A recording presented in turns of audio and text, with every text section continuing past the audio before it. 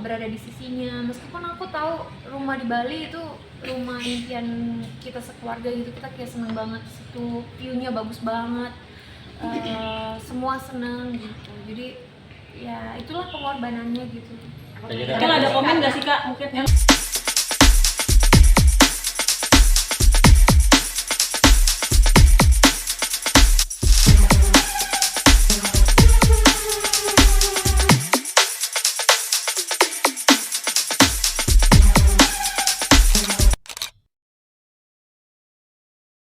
Jadi kan kalau bicara jujur, enakan tinggal di Bali atau di Jakarta sih?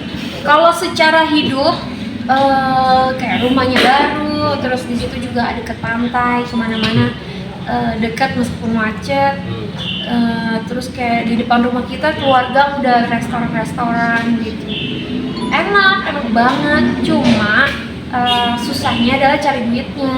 Cari duitnya tuh kalau di Bali, suamiku kan juga kerjanya nggak berada di Bali, terus lebih ke Jakarta gitu. Jadi kalau bolak-baliknya tuh repot. Aku juga mikirnya kalau misalnya aku bisa ke Jakarta lagi, siapa tahu aku bisa syuting lagi gitu kan. Aku juga kangen syuting. berarti alasan sama ke Jakarta lagi emang butuh biaya besar lagi untuk mencari nafkah di Jakarta ini Kak? Enggak, sebenarnya gini loh. Kalau sebenarnya orang tuh hidup ya dengan gaji berapapun itu orang bisa hidup. Tergantung gimana kita bisa bagi-bagi aja porsinya masing-masing, ini kemana ini. Cuma kalau kalau aku pribadi ya, suamiku juga kayaknya sama. Kita udah terbiasa hidup di standarisasi segini gitu. Kita pengennya hidup itu terus menanjak dong, bukannya malah turun gitu. Jadi kalau misalkan kita harus mengorbankan sesuatu kayak rumah baru, kayak hidup yang nyaman di Bali gitu, ya kita korbankan demi demi untuk mencapai standarisasi hidup kita. Karena kan kita sebagai pribadi manusia, apalagi kita berdua juga orang tua, punya tanggung jawab anak, punya tanggung jawab sekolah, menafkahi segala asuransi segala macam buat anak, buat keluarga. Jadi kita harus gimana caranya ya mengambil sesuatu yang lebih efisien buat kita berdua, kayak pindah ke Jakarta. Terus suamiku biar lebih gampang kerjanya, lebih nggak usah bolak-balik. Aku juga nggak perlu jauh dari dia. Terus apalagi kita beruntungnya kita udah ada rumah di Jakarta gitu, jadi lebih gampang kan. Jadi ada yang perlu kita korbankan untuk sesuatu yang lebih baik gitu. Sebenarnya di Bali udah enak banget, cuma ya itu dia, suamiku kerjanya masih bolak-balik gitu. Aku sendiri pribadi nggak enak kalau ditinggal-tinggal, terus kayak kalau bolak-balik kan capek juga gitu. Akunya bolak-balik atau dia bolak-balik jadi capek. Apalagi sekarang juga kita masih ngurusin kasus, jadi kalau di Jakarta tuh lebih enak gitu, jadi nggak usah bolak-balik. Terus ya itu dia tadi, ditambah alasan suamiku, papaku yang udah tua itu, jadi supaya kita bisa lebih dekat sama orang tuaku gitu. Atau sanggup Kak karena biaya hidup di Bali itu mahal seperti itu? Kalau mahal sih sebenarnya mahalan di Jakarta, apalagi kalau UMR Jakarta sama Bali aja udah beda kan. Kalau di Jakarta itu maksudnya kesempatan kita tuh lebih terbuka lebar gitu, lebih gampang buat aku. Kalau kan kerjaan aku sebenarnya dulu entertainment. Kalau di Bali kan mungkin selected doang. Kalau misalnya orang bikin acara baru bisa MC atau sebagai KOL gitu kan. Kalau di Jakarta kan lebih terbuka lebar, bisa collab sama artis, syuting segala macam, itu lebih luas lah gitu. Berarti tawaran syuting so far sudah ada yang menunggu J atau seperti apa nih? Kalau syuting ada, tapi kalau TV belum. Kebanyakan sekarang lebih ke program-program yang YouTube gitu. Cuma itu pun aku masih nggak tahu deh.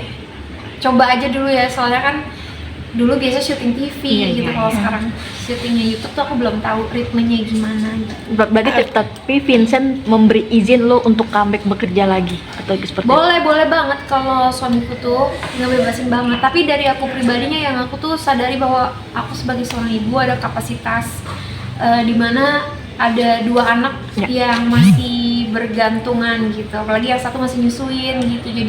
Jadi aku harus benar-benar pinter-pinter ngatur waktu. Kalau bisa juga enggak selalunya di luar untuk syuting gitu, karena kalau dulu mungkin waktu Albarak masih gampang satu anak gitu, kalau sekarang kan udah dua nih, jadi lebih ini aja, harus lebih pintar-pintar ngatur waktu gitu. Aja deh. Artinya kamu pertimbangannya juga kemarin karena kesehatan juga, kemarin kan keluarga sempat sakit juga di Bali, atau kayak karena kemarin sempat sakit jadi balik lagi ke Jakarta atau gimana? Enggak sih, kalau sakit tuh kemarin gara-gara virus aja, angin. Soalnya kan di Bali lagi musim layangan. Jadi tuh kalau kita ke pantai itu angin kenceng banget. Terus jadi pertama yang sakit Albarak, abis itu aku, abis itu suster, abis itu ada videografer kita, abis itu Don juga sakit. Jadi pada sakit kemarin, tapi bukan itu alasannya. Jauh sebelum itu kita udah rundingan gitu. Sampai ada di hari kemarin kita pindah ke sini tuh, itu kita udah rundingan mungkin berapa lama Ji? ya 2 bulan lah, gitu, 2-3 bulan. Ada sesuatu dari Bali yang dibawa di sini biar kayak membuat kamu nggak terlalu jet lag atau gimana gitu? Banyak, ada 2 truk, cuma baru berangkat hari ini truknya, jadi mungkin nyampainya 2-3 hari lagi. Sebenarnya masalah yang kayak sama Stephen itu seperti apa sih, mungkin itu membuat ya Jedar ekonominya jadi goyang akibat case itu. Sekarang perkembangannya sudah seperti apa? Ya kalau kasus itu sendiri, pertama buat aku itu adalah musibah, jadi ya kena tipu. Memang berat banget sih, awalnya tuh kayak speechless aja gitu, kok aku bisa ya ditipu seperti ini gitu sama orang yang bisa dibilang aku kenal deket gitu. Terus sampai sekarang pastinya berdampak sih, karena ya rencana-rencana aku yang pengen pensiun, hahihi di Bali, apa segala macem, jadi gagal gitu.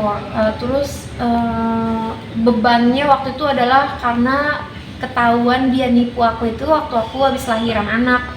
Jadi dimana aku lagi happy-happynya, terus tiba-tiba ketampar berita itu. Jadi rasanya tuh kayak ngeganjel gitu, kayak mau happy tapi mau teriak gitu.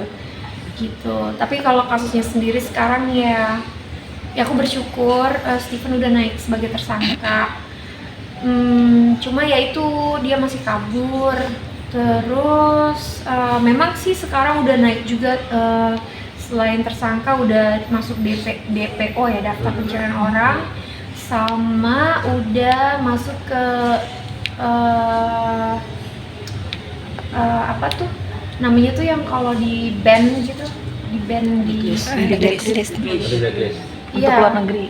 Iya, pokoknya dia udah dicekal, dia udah dicekal gitu. Cuma ya itu dia, aku berharap kepolisian kita bisa menindaklanjuti, bisa menangkap, bisa memberikan efek jera gitu. Karena ternyata yang ketipu kayak aku itu bukan cuma 1-2 orang, tapi banyak banget. Karena aku tuh berani aja gitu ngebocorin kasus musibah ini yang aku alamin. Jadi tuh orang tuh banyak yang ngubungin aku kayak, iya gue juga, tapi nggak semuanya Mas Stephen, tapi ada sama orang-orang lain gitu. Jadi penipuan-penipuan kayak gini tuh banyak banget terjadi gitu, dan gampang banget terjadi dan sulit banget ditindaklanjuti, diberi hukuman. Makanya banyak lahir penipu-penipu baru. Jadi kalau misalnya aku nyerah gitu aja, calon-calon penipu akan berpikir bahwa oh iya ya gampang juga ya nipu uang 10M tinggal kabur selesai deh gitu. Cuma kan aku nggak mau kayak gitu. Aku juga punya beban moral gitu, karena ternyata yang ketipu itu banyak banget gitu, entah 2M, entah 12M, entah berapa M gitu, teman-teman artis lagi. Jadi kayak aku berharap aja semoga kasus ini bisa cepat selesai, tersangka Stephen bisa segera ditangkap, bisa mempertanggungjawabkan kejahatannya, penipuannya, dan bisa menjadi efek jera buat orang-orang supaya berpikir bahwa oke, lu harus mikir 2 kali ya kalau mau nipu orang. Jangan sampai orang mikir wah nipu aja nih, jadi gampang nih nipu. Gitu kan, itu jadi bahaya. Jadi orang jadi susah percaya sama orang lain jadinya.